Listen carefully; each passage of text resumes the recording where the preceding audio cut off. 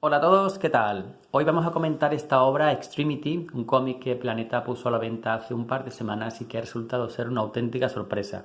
Sorpresa en primer lugar por el precio, por la relación calidad-precio, porque en un tiempo en el que las editoriales no han subido sus precios, sino directamente los han puesto abusivos, encontrarnos con esto, un cómic autoconclusivo de 12 números, editados muy bien en tapa dura, con lomo curvo, a un precio de 25 euros, que con el descuento del librero o de cualquier tienda online se queda aún menos, es una rara avis, una rareza. Y además, si comparamos con obras equivalentes de otras editoriales, no voy a decir nombres, no voy a señalar a ninguno en concreto, que te la ponen a tamaño reducido, papel de fumar y aún sale más caro que esto, pues es la verdad es que, como digo, para quitarse el sombrero con Planeta. Cuando hay que darle se le da, por ejemplo con el precio de Paletos Cabrones y otras, pero cuando hay que alabarle hay que hacerlo también y este es el caso. Y sorpresa también ha sido no solo el precio, sino la calidad de esta historia de un autor que yo no lo conocía, este Daniel Warren Johnson, que hace aquí labores de guión y de dibujo, apoyado por el color de Mike Spacer. Y da una obra que, si no es redonda, que ahora veremos, el caso es que es muy buena y te deja muy satisfecho. Antes de empezar diré que vamos a hacer como siempre un pequeño contexto del autor y de la obra y que no va a haber spoilers. Sé que hay gente que se ha quejado porque a veces pasando las páginas pues se han comido algún momento importante. Lo siento, no es algo buscado, simplemente trato de que se vea lo máximo del cómic para que podáis decidir si os interesa o no. Pero en cualquier caso aquí solo voy a enseñar unas pocas páginas de la del principio. Y bueno, ya empezamos. Daniel Warren Johnson es un caso extraño dentro del mundillo del cómic. Es un autor que con esta, su prácticamente primera obra importante, ha dado un cómic bastante bueno y en cualquier caso mucho mejor de lo que se podía esperar de un autor prácticamente novato. Un autor que de pequeño, por lo que me he podido informar, desde niño tuvo problemas en la escuela, no se adaptaba, no... Así que sus padres optaron por el homeschooling, por educarlo en casa. Se pasó buena parte de su infancia en casa dibujando y asistiendo a clases de dibujo. Y eso se nota luego en la solidez que tiene en su trazo y en la capacidad de buscar soluciones narrativas que un autor novel realmente no tendría esa capacidad. Este hombre lleva toda su vida dibujando. Cuando se hizo adulto entró en un programa para convertirse en profesor de dibujo, pero no le gustaba enseñar, lo odiaba de hecho. Y es que ser profesor no significa simplemente conocer una materia, sino implica también ser capaz de transmitirla y amar el hecho de enseñar, que te gusten los estudiantes, están rodeados y hay gente que no vale para eso. Seguro que todos vosotros habéis tenido algún profesor que se notaba que no le gustaba el trabajo que estaba haciendo. Así que este hombre lo dejó todo y se puso a trabajar en un hospital empujando camillas. Obviamente tampoco era el trabajo de su vida, así que su mujer, en aquel momento estaba casado, ella le dijo, vamos a ver, vamos a hacer una cosa, tienes 3 meses para dedicarte al dibujo, para intentar vivir de ello. Si no lo consigues, pues nada, nos olvidamos y buscamos otro trabajo y tal, pero inténtalo. Así que durante 3 meses se lanzó y empezó a trabajar como freelance, haciendo labores de ilustración, de diseño gráfico y de cómic. Comenzó un cómic online, que uno más de los que hay en el mercado. Si os vais a internet hay cientos, miles de obras online autopublicadas que pasan sin pena ni gloria. Pero aquí tuvo la suerte de que Dark Horse se fijara en su trabajo y lo incluyera en alguna antología, dándole también la oportunidad de empezar a publicar. Eso le dio confianza y presentó más tarde este Extremity a Image, al estudio Skybound, que es el estudio del autor de Invencible y el autor de The Walking Dead, Robert Kirkman. Y le aceptaron y aquí tenemos el resultado. 12 números, una historia cerrada que se vende como volumen 1, pero que prácticamente se puede dar por concluida. Obviamente, si decide continuarla, ahí estaré yo, pero esto se puede leer por sí mismo. No hay que esperar continuaciones. Y lo que nos tenemos aquí es una obra que argumentalmente no presenta nada nuevo, es ciencia ficción futurista, posapocalíptica. y que nos cuenta una historia sencilla de venganza, pero el dibujo tiene unas influencias desde, sobre todo, el manga. Aquí hay mucho de Akira, pero también hay mucho de la ciencia ficción europea. Yo personalmente le noto trazos o influencias de Loisiel, el autor francés de Peter Pan, y toda la historia, aunque es muy violenta, tiene mucha acción e incluso llega a ser gore por momentos, tiene un trasfondo que podría incluso recordar a Miyazaki, el estudio Ghibli, porque lo que quiere transmitir el autor es un mensaje pacifista. Pero bueno, empecemos por el principio. El mundo que nos presenta aquí es un mundo en el que la Tierra o el planeta Tierra, lo que sea, hace mucho tiempo que desapareció.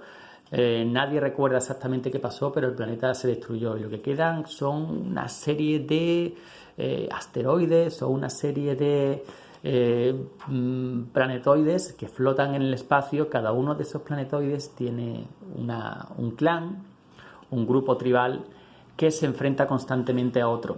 La humanidad, aunque tiene tecnología, pero es una tecnología que está basada en rescatar aparatos y tecnología antigua. Es, ya digo, muy Mad Max.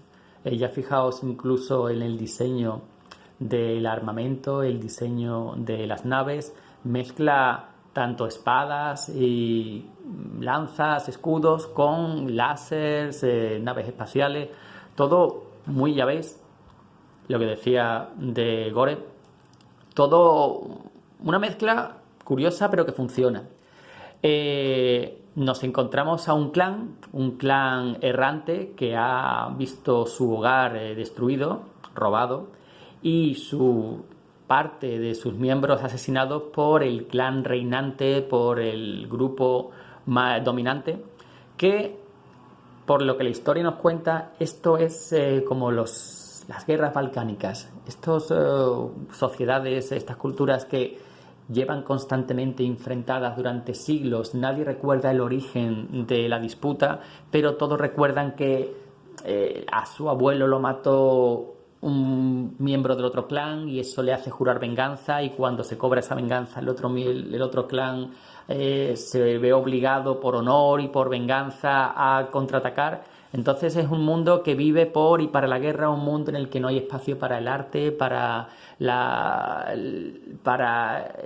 cualquier cosa que no sea sobrevivir al día de hoy y matar al enemigo el siguiente. Y los personajes principales de esta historia son el líder de ese clan. Este es un líder que ha visto a su mujer asesinada en el último ataque, y que busca atenuar su dolor con la venganza, con la sangre. Él quiere ese agujero que le ha dejado la muerte de su esposa, quiere llenarlo a base de sangre. Y los dos hijos. Un hijo que es alguien que el clan lo considera pusilánime porque es un pacifista, es incapaz de cometer actos de violencia incluso ante sus enemigos. Y su hija era una artista, alguien que disfrutaba y que tenía una capacidad para el dibujo que nadie igualaba, pero que en el último ataque algo ocurrió con ella y ya ha dejado atrás esa vida.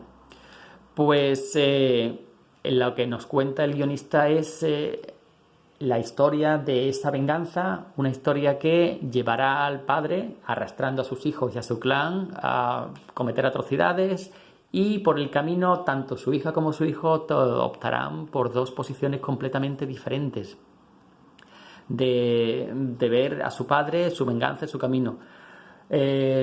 También conoceremos a otros personajes que son los líderes del clan contrario, que también tienen sus razones para hacer lo que hicieron, porque al final de cuentas la violencia, cuando empieza su ciclo, al final la razón, el motivo principal, el origen se olvida, solo se retroalimenta una con otro.